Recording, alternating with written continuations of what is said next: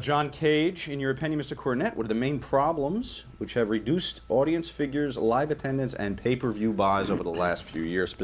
Specifically, more so in TNA, which now converts less than 1% of its audience to its pay-per-view, around 10,000, in around 1.2 million. 10,000 people out of 1.2 million viewers is what he's saying buy the pay-per-views. 10,000 may be lucky. He feels it's the writers with writing stuff with a little significance. As a result, the audience who did pay for it immediately regrets it, as there is no consequence. For me, wrestling is all about cause and effect, and is all about consequence.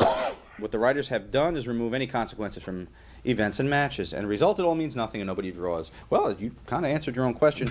He asks, Vince Russo's a total fucking New York prick, and I wish I meet him so I can tell him and explain to him. Now that might be constituted as a terroristic threat. Don't threaten Vince Russo, John? because he will send you a letter in writing that he's in extreme fear of you, and he will complain to the teacher. They'll throw a paper airplane at you from the law firm. He said, explain to him just using the facts why he is shit at his job, and you glossed over this man's carefully orchestrated book that he wrote there, but basically, yes, the problem... 4 hours. Go ahead. The problem is, yes, the audience figures and the pay-per-view buy rates are down because the writers do not invest a lot of time in making big matches between Stone Cold Steve Austin and The Rock, or two top guys that you want to see wrestle and pay to see that. They spend too much time worrying about what's the soap opera aspect of it and what's the backstory and all the cute little written scripted lines. And with Russo, he especially resents a match being presented as important without a story behind it that he's written and manipulated. So when you make the matches meaningless, naturally it comes to pass that nobody pays to see them. Which brings us to Shane Mead from Melbourne, Australia. Will the business ever go back to having bookers, or are we doomed with wrestling writers also being a one-person worker, past or present, who should have been given a chance to book a major territory company? Keep up the good work, kayfabe commentary. I think, well, the business still has bookers in a few places, and Ring of Honor has a booker. You know, a few of the independents have bookers. I think corporate wrestling is doomed to writers because they've gotten so far away from what wrestling is that now a booker would go in. If you offered me the book at TNA and WWE, how can you possibly do this? The whole company is structured so that you can't have a booker. A booker should have...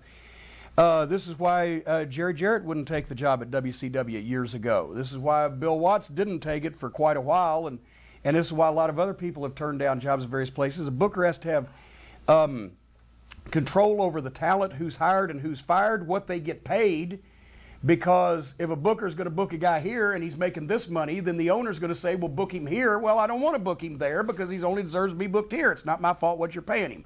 See where this is going.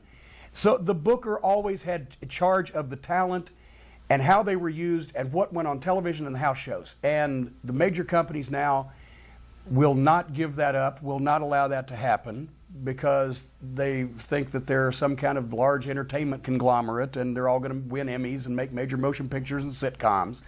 And you can't have that position anymore, which is why corporate wrestling sucks, in my opinion. TJ Ballarat from Australia. Do you think a lot of wrestling these days, especially in independent, is spot wrestling more so than technical wrestling?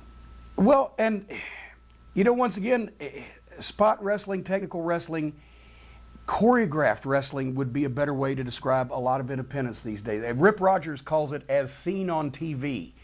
Everybody does the stuff that the guys that have jobs that they'd like to have do because they're on television making money, right? But the problem is, these guys are on TV for 5-6 minutes. They get boomed, but they get clotheslines. My God, can you get rid of some clotheslines, chops, etc.? Everybody wants to be Flair.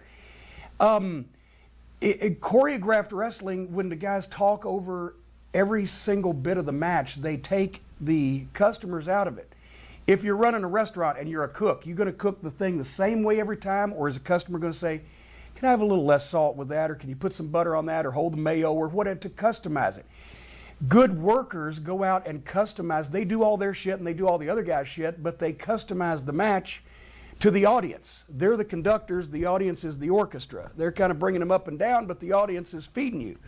So when something's laid out ahead of time, which a lot of independent matches are, using stuff that's only seen on television, over a period of time, there's a lot of stuff that everybody works the same, and there's a lot of stuff that never gets done. And that, to me, they're just going for the, oh, this would be a cool move. Well, did it mean anything when you did it? Why did you do it? What happened afterwards? You know, did you follow a shooting with a stabbing? Et cetera, et cetera.